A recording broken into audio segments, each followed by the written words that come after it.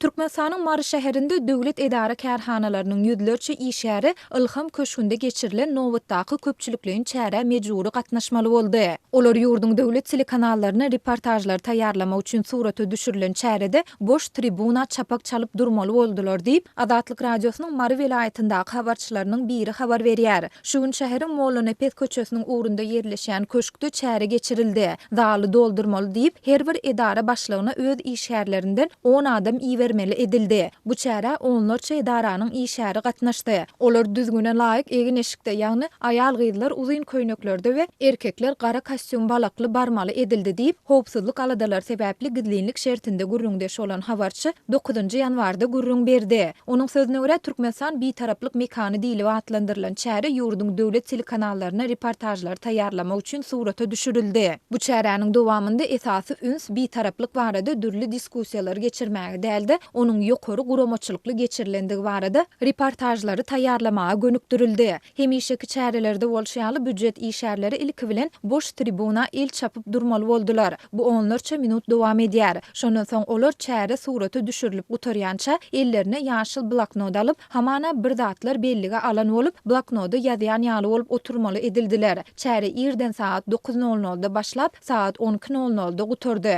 Onda käbir adamlar özleriniň taýýarlan doklatlary bilen çykyş etdiler diýip habarçy şuňa meňdeş mazmunnaky çäräniň welaýat häkimliginde hem geçirilendigini sözüniň üstüne goşdy. Türkmenistanda bayramçylyklaryň, çäreleriň, ýaryşlaryň ýa-da beýleki dawralaryň uly şowhuny bilen geçirilendigi barada döwlet telekanallarına reportajlar taýýarlamak tejribesi ýurdun öňkü prezidenti Saparmurat Niýazowyň döwründe başlapdy we prezident Gurbanguly Berdimuhammedowyň hökümeti tarapyndan hem dowam etdirilýär. Bu çärelere büdjet işgärleri, studentler, mekdep okuwçylary, ýaşullar we çağalar baglarynyň körpeleri köpçülikliň mejburi gatnaşdyrylýar. Olary geçirmek üçin ýurt raýatlarynyň köplenç iş, okuw ýa-da dinjal wagty sarp edilýär. Bu çärelere gatnaşmakdan ýüzegren raýatlara işden ýa-da okuwdan çykarylmak howp hawanýar. Türkmenistanyň häkimetleri we resmi media serişdeleri bu çärelere ýurt raýatlarynyň uly şatlyk, şowhun we ruhy welentlik bilen gatnaşýandygyny aýtsalar-da, olaryň ýüzeye bolýan ýagdaýlary barada mesele gozgamaýarlar.